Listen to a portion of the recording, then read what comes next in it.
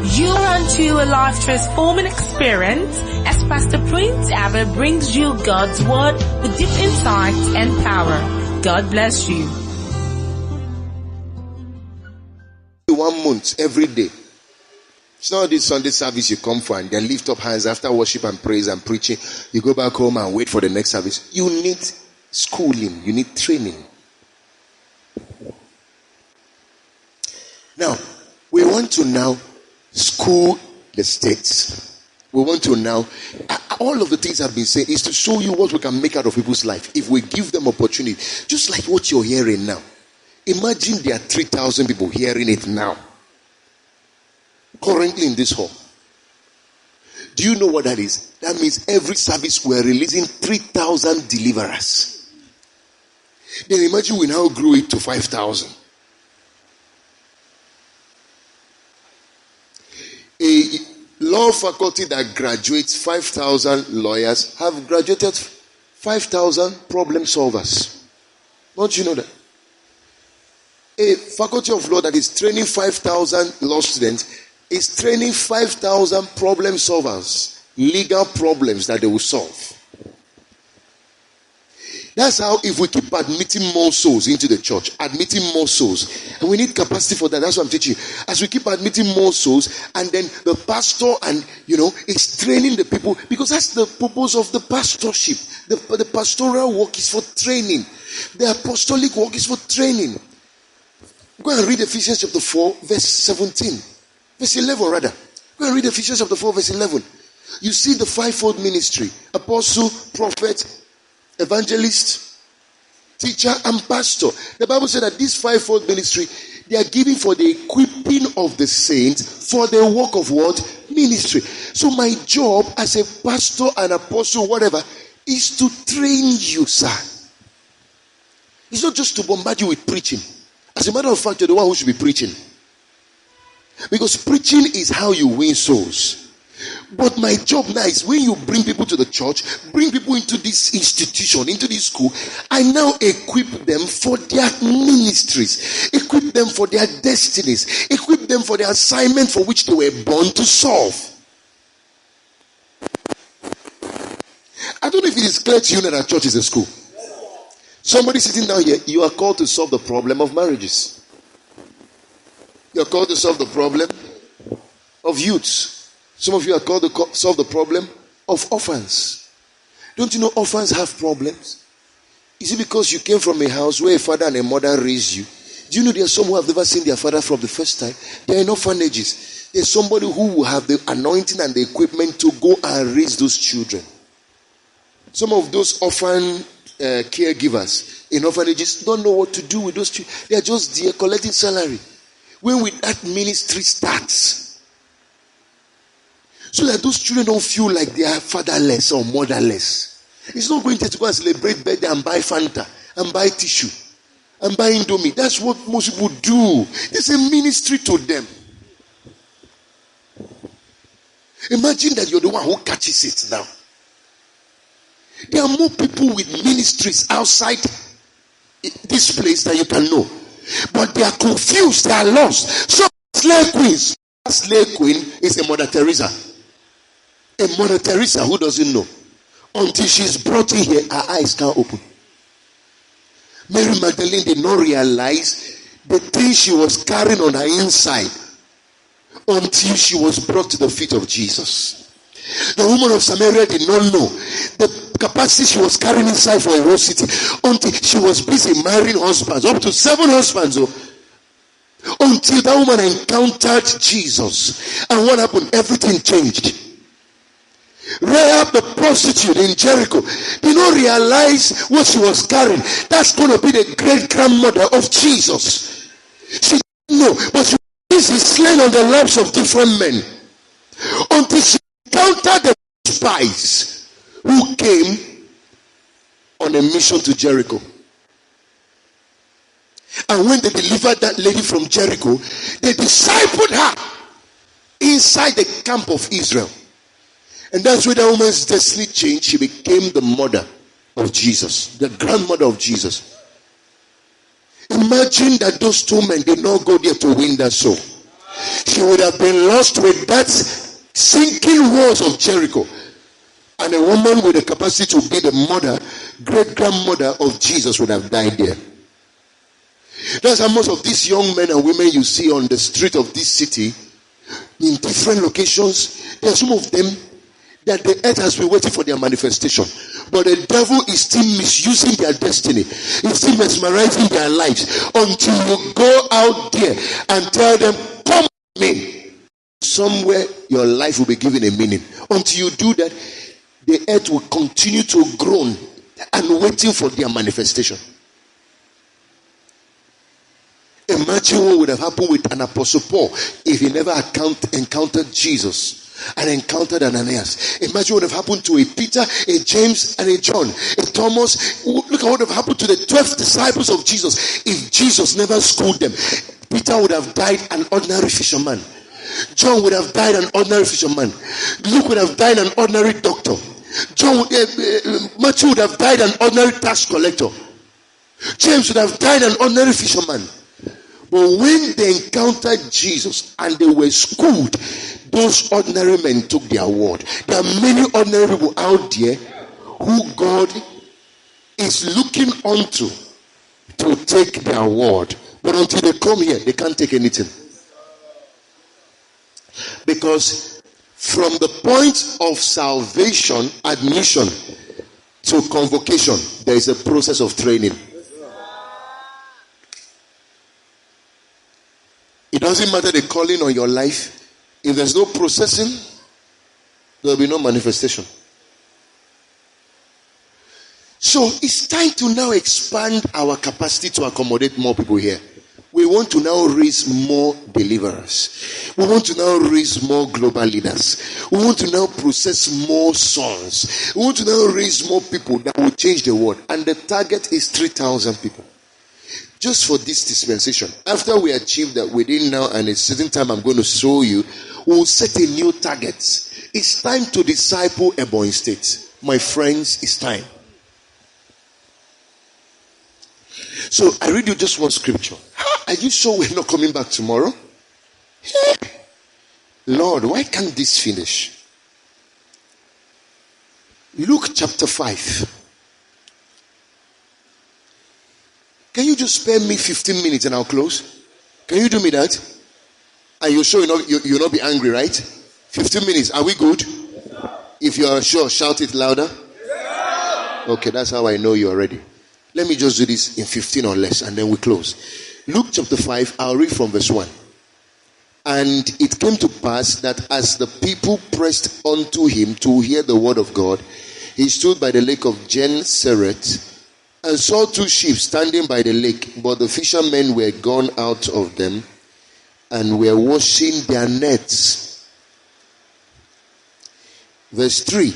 And he entered into one of the ships, which was Simon's, and prayed him that he would thrust out a little from the land.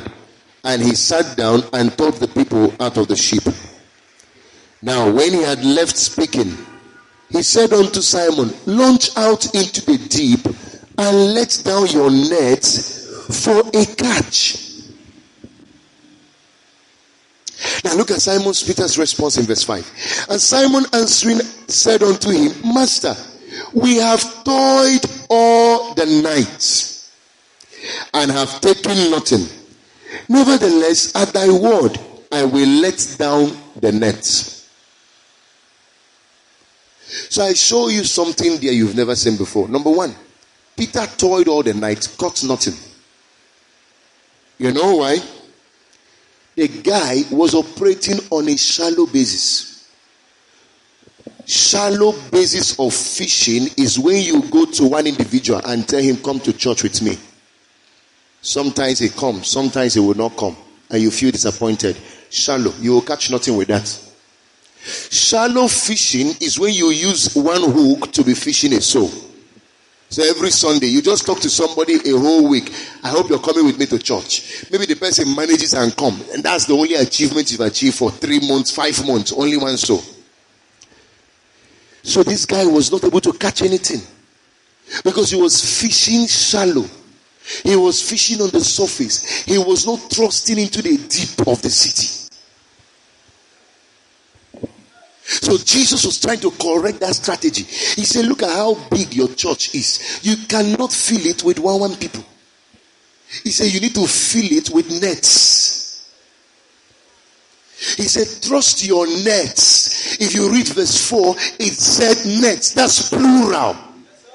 Peter, you need multiple nets. So you need to create nets in the city of Abah, in the city of Abah, for you to catch a mind-boggling harvest. He said, cast your nets. Stop using one net. Use nets. That means everybody in the ministry must now be equipped to move out and catch nets of fishing.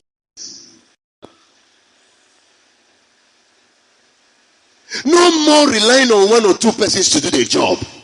No more coming to church and sitting down and feeling that after all, it's not my job to win so. Some other person is winning it, so it's not my business. No, sir. It's time for nets. You will even see. Okay, I'll show you this when I get there. Now, because Peter is so used to his strategy of one soul every month is only one soul.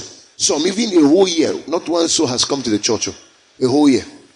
How do we now disciple people who will disciple nations? So Peter now said to Jesus, we have toiled all night. It's like you're not understanding, sir.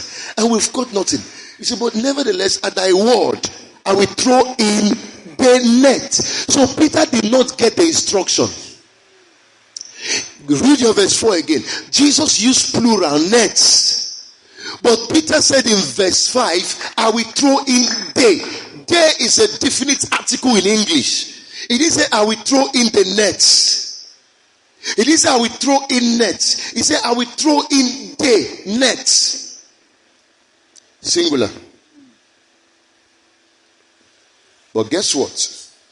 Two things I want you to see here. One, Jesus was telling Peter, leave shallow operation, enter deep. Number two, he was saying, leave net operation, enter nets.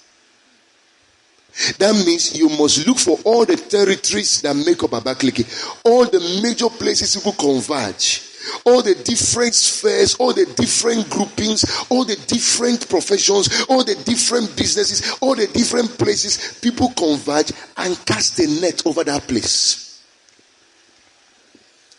And how do you draw the fishes from that place? It's by the use of buses.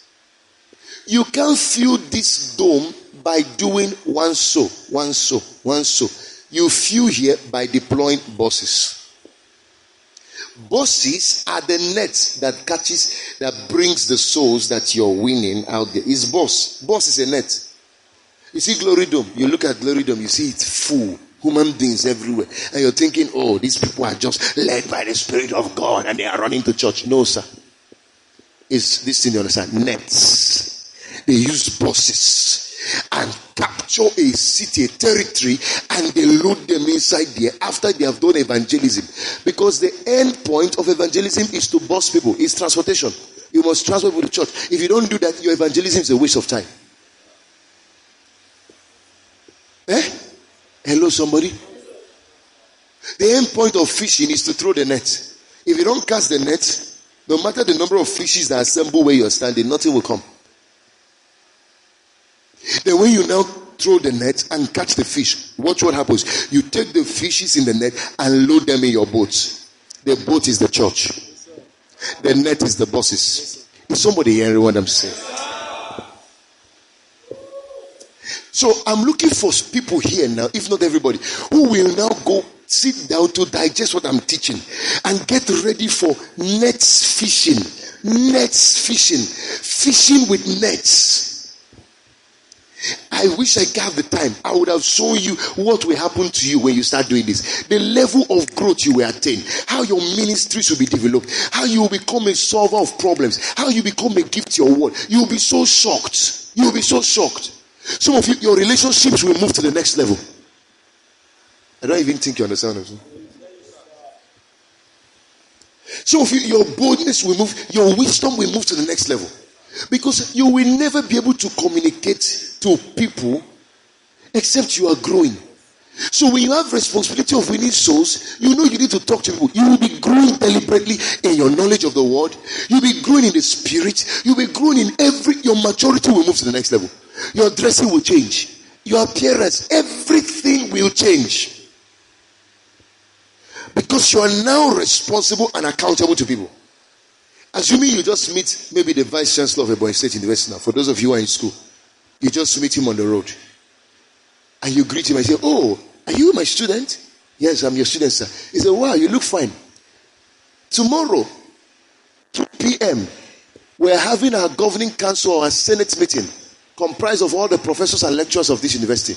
You'll be addressing us by 2 p.m. I'll give you 30 minutes to talk to us about any topic of your choice that will inspire us." What would you do with that opportunity? Number one question. Number two question. What will you be doing that whole period before 2 p.m.? Will you be sleeping? You will be doing everything possible to learn what you would, to prepare both your wardrobe. You'll be preparing both your mind. You'll be feeding on resources. You will be looking for materials to study, things to, so that when you stand before them, you can present well. That's what soul winning does to you. Let me tell you, you will think I just developed myself to this level because I like development, because I like to read, I like to brush myself up. No, sir. Every moment I stand before somebody, something must lead me to him. Every opportunity I have to talk to people, I don't take it for granted. So the pressure to grow is always on me. Look at how wild all of you, even if you don't tell me, you guys are already messed up with my wisdom. Something in you is fascinating you already. Something is telling you, what level of wisdom is this? What kind of man is this? Why? I'm preaching with the cause. Do you know my tapes have given me millions? Just tapes. People who have not attended this church, just what I'm preaching, what I'm saying here, they go on YouTube and go and listen to millions that I've gotten. I'm not talking of one naira money. Tens of millions. By this wisdom.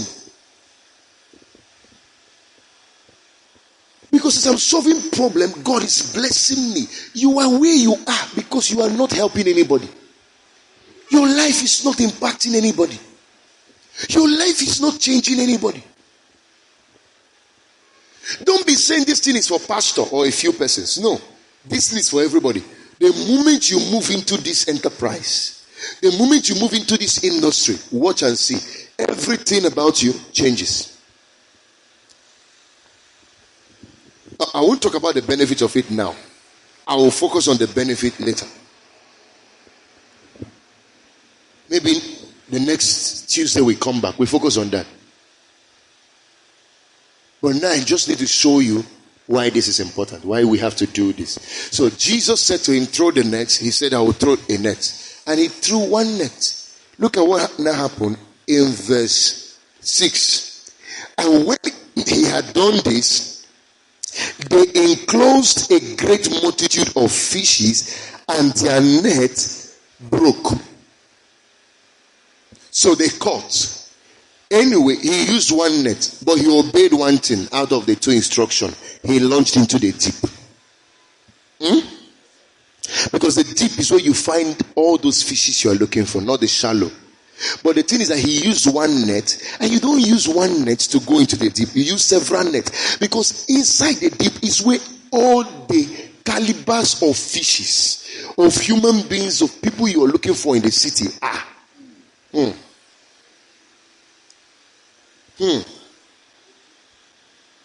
So if everyone here now picks up their nets, someone is casting his net in the educational sector, you pull maybe students from the educational sector. For instance, we have 3 campuses in Ebonyi State University.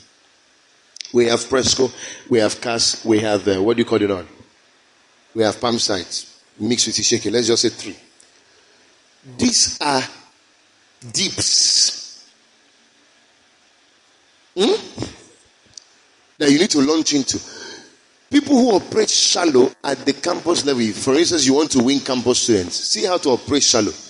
You're in Presco. You invite somebody from Presco to come to church. So you look at your church demography. What you have is maybe 1, 2, 3 and some Presco students. You check, you don't see CAS students.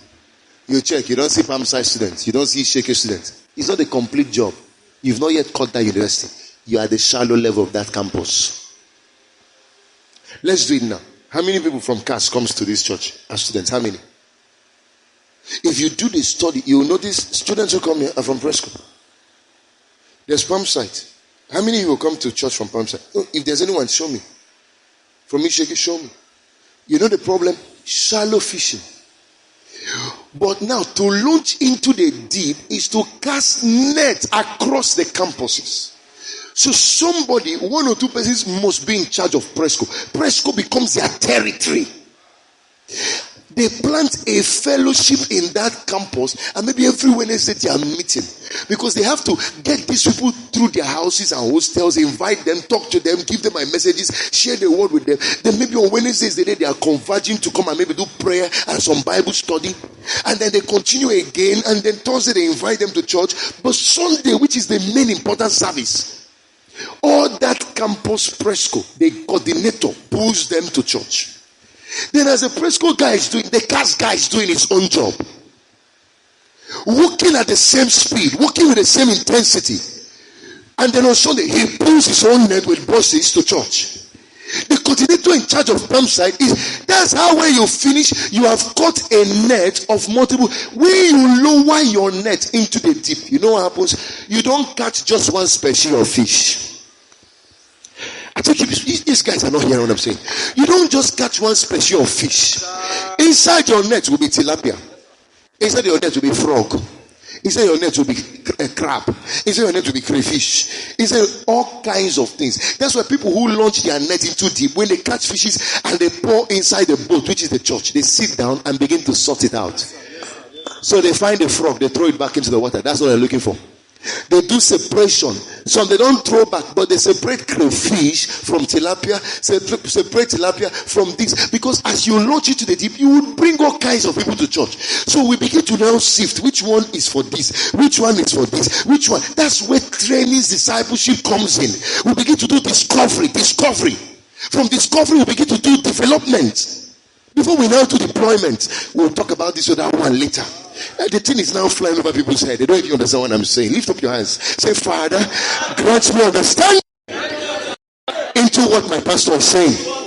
Shout it again. Say, Father, give me deep understanding into this strategy that my pastor is communicating now. Now, imagine casting that net just all over the campus. Look at this.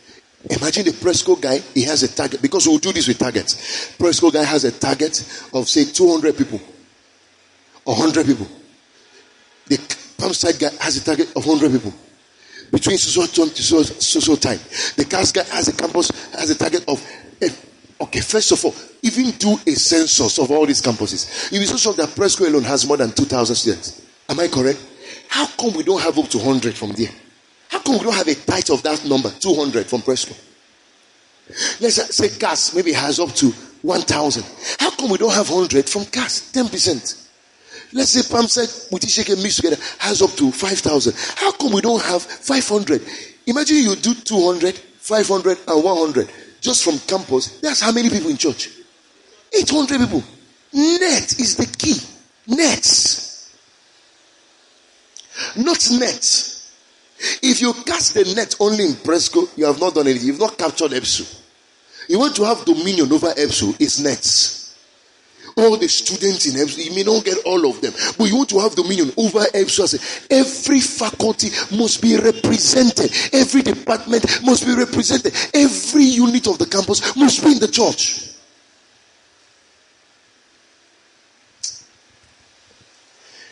Then those who are doing the campus focus here, those who want to now, who will now be thrown into the market territory, are thrown there. Maybe somebody is giving, let's assume now, somebody is giving Hausa quarters. From Hausa quarters all the way to maybe timber shade. Building. His target will not just be only Hausa. He will be thinking strategic ways to reach all those communities. How will he reach this community of Hausa quarters? How will he reach the people in the barracks? How will he reach the people in the timber shade? What will he do to catch the nets, and catch the fishes inside the building material? So you see, you can take a whole year reaching one territory and you've not finished reaching it. Because the kind of fishes in that area, maybe you now give that person all the way down to, what do you call it, Waterworks, or even Ogoja Road. If you see what is there, now 1 year you have not finished reaching them, no matter the population you bring from there, you have not finished reaching them. The strategy at the end of the day is that as we deploy these nets will not only fish the souls and bring them in. These nets will also deploy churches.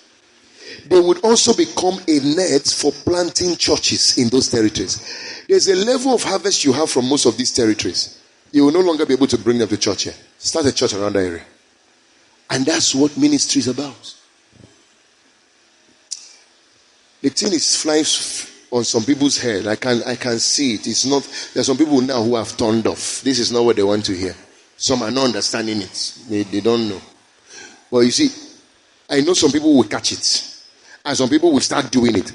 Then watch those ones who will catch it and obey to do it. Watch the difference in their life. They will become more mature than those of them who don't want to do it. They will become more wiser. They will become more useful. They will grow faster. They will become more anointed. Some will even become more anointed than me. Some will become even too deeper than me. So when I talk here, you will say, I want to hear the other guy. Why? Because training makes you useful to yourself, to humanity, and to the kingdom. When you allow God to use you, it makes you useful to yourself, to humanity, and the kingdom. We're not saying you're going to get it right at first. What we're saying is at the end of the day, you now grow through learning, through failing, make your mistake. You now grow into maturity, and then you can do this. Those of you who don't understand it, I see some of you who claim you want to do movies in church. You don't do movie better than me. I'm an all-rounder. It's development. That's why I'm dangerous on the keyboard, in case you've not seen me play on the keyboard. That's why I'm dangerous on the drum sets, in case you've not seen me play on the drum set. That's why I'm dangerous on the bass guitar. That's why I'm dangerous on every instrument, and I'm dangerous with singing. Then if you want to bring me in movies now, let's act movie. You will see you don't know anything in movie. Let's act love scene here. You will not even be able to act again. Let's act any film, even action movies. I've written more than 200 scripts. Talent is not enough. You need training. Some of you will develop your acting skill when you go and start winning souls. Then some of you will find your components, people you can even blend with and act as you win souls to church. You will now find your family members in the church. Some of you will even find your spouses, people to marry. Imagine that you are in this kind of a church, hearing what I'm teaching you as a lady, and your husband to be hearing the same thing I'm teaching you. And after 3 years, you both marry. Explosive.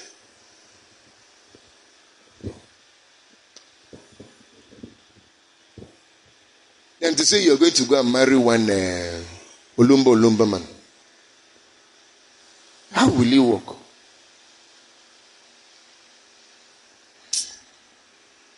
So I close with this. The Bible said that the nets began to what? Break. You know why it was breaking? Because the net was too small to contain the harvest that was coming.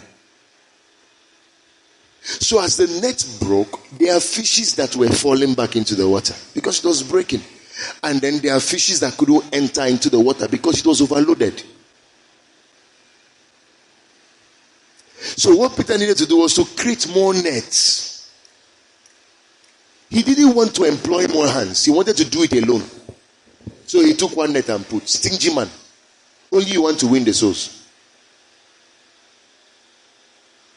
finally, when he caught that fish and it was breaking, the same people he would have given nets to deploy into that river, he finally started beckoning on them to come and help him draw that net out. What he would have done first, he now did. For the continuation of this message, please play the next track.